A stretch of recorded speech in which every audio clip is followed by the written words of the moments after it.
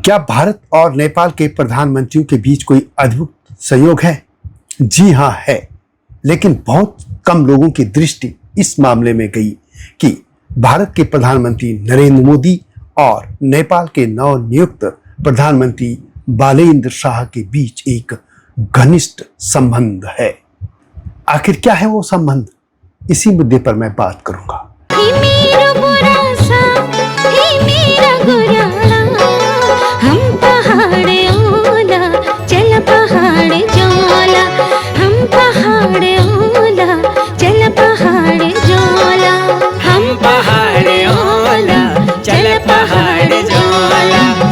जय हिमालय, जय भारत। संसार भर में हिमालय लोग यूट्यूब चैनल देख रहे आप सभी का स्वागत है और मैं हूं भारत की राजधानी नई दिल्ली से डॉक्टर हरीश चंद्र लखेड़ा।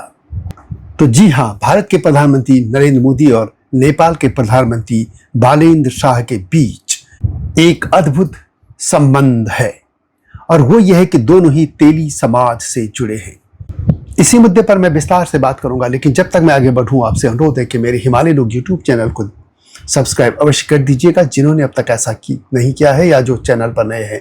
अब मेरे सत्यमेव जयते चैनल को भी देखिएगा, ये आपसे विनम्र अनुरोध है। भारत के प्रधानमंत्री नरेंद्र मोदी गुजरात के मोद घांची समुदाय से हैं, जो कि तेली जाति की एक प्रमुख उपशाखा मानी जाती है। घांची शब्द गुजराती में तेल निकालने वाले या तेल व्यापार से जुड़े लोगों के लिए प्रयोग होती है, जो उत्तर भारत में तेली कहलाते हैं। जबकि नेपाल के प्रधानमंत्री बालेन्द्र शाह भी मैथिल समाज के तेली समाज से हैं। वैसे वे शाह उपनाम लिखते हैं और यह शाह जो उपनाम है वह विभिन्न समुदायों में प्रचलित है, लेकिन उनकी मुख्य जो पृष्ठभूमि है वह तराई यानी मैथिल समाज, जो कि मधेय समाज भी कहलाता है, उसके तेली शाह समाज से जुड़ी है। नेपाल के दक्षिणी भाग में तेली समाज का व्यापार का केंद्र रहा है। नेपाल के लोकतांत्रिक आंदोलनों और मधेश विद्रोह में इस समाज की सक्रिय भागीदारी रही है। यानी भारत और नेपाल में दोनों जगह तेली समाज का शासन है, और जिसे कि घानी से शासन तक कहा जा सकता है। घानी वह पारंपरिक लकड़ी का कोल्हू होता है जिसे तिलहन, सरसों, तिल, मूंगफली का तेल निकाला जाता रहा है। यह तेली समाज के पारंपरिक श्रम, ईमानदारी और कठिन परिश्रम का प्रतीक है, और यह दर्शाता है कि यह समाज मूल रूप से उत्पादक और जमीन से जुड़ा रहा है। और शासन का अर्थ है कि देश की बागडोर संभालना, नीति निर्धारण करना और नेतृत्व करना। और जब हम कहते हैं घानी से शासन, तो इसका अर्थ है कि एक ऐसा सफर जहां एक व्यक्ति ने अपने साधारण पारिवारिक पृष्ठभूमि और मेहनत की विरासत से निकलकर देश के सर्वोच्च पद जैसे प्रधानमंत्री तक की दूरी तय की है। भारत और नेपाल, हम दोनों जगह की बात करें तो तेली समाज का इतिहास केवल तेल निकालने तक सीमित नहीं है। इसकी जड़ें प्राचीन भारत खंड की तैलिका श्रेणी से जुड़ी है। मौर्य काल और गुप्त काल के शिलालेखों में इस समाज का उल्लेख एक समृद्ध व्यापारिक गिल्ड के रूप में मिलता है।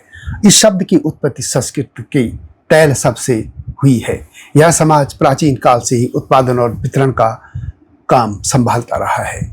ये लोग न केवल व्यापारी थे बल्कि दानवीर भी थे। इतिहास गवाह है कि प्राचीन मंदिरों और धर्मशालाओं का निर्माण इस तेली समाज के सहयोग से भी हुआ है।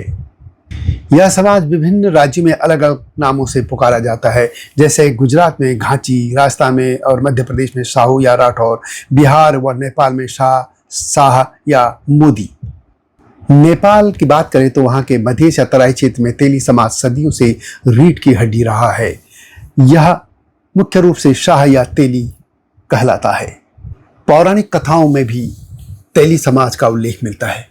कई कथाओं में तेली समाज की उत्पत्ति भगवान शिव से जोड़ी जाती है। एक लोकप्रिय कथा के अनुसार भगवान शिव ने तेली को राक्षसों से मुक्ति दिलाने या खुद को तेल मालिश करने के लिए बनाया था।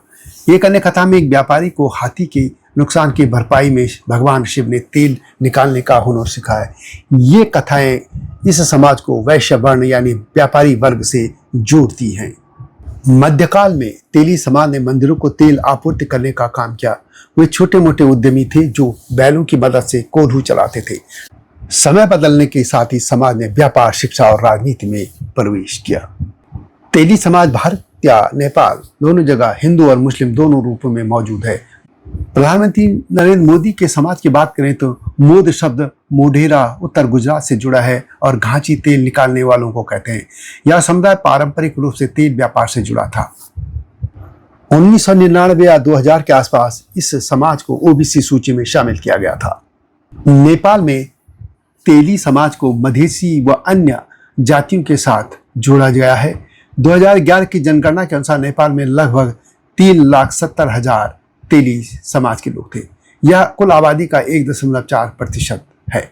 मुख्य रूप से वे तराई मधेश क्षेत्र में रहते हैं, जहां मधेसी समुदाय की प्रमुखता है।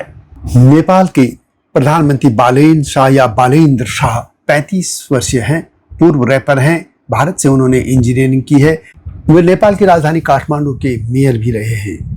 2026 के चुनाव में राष्ट्रीय स्वतंत्र पार्टी के बैनर तले हुए चुनाव लड़े और नेपाल के जेनजी की सहयोग से वे प्रधानमंत्री बने, जो कि नेपाल के युवा प्रधानमंत्रियों में से एक हैं। तो यह थी भारत और नेपाल के तेली समाज की गौरवशाली गाथा, जो आज सत्ता के गलियारों में गूंज रहा है। यह अद्भुत सहयोग भी है और इस समाज की मेहनत का परिणाम भी। यह वीडियो कैसी लगी आपको कमेंट बॉक्स में अवश्य लिखें। जल्दी आऊंगा इस तरह की गाथाओं के साथ। तब तक जय हिमालय, जय भारत। हिमालय पे पेड़ हो तो गीत गाएंगी नदियाँ, गीत गाएंगी नदियाँ।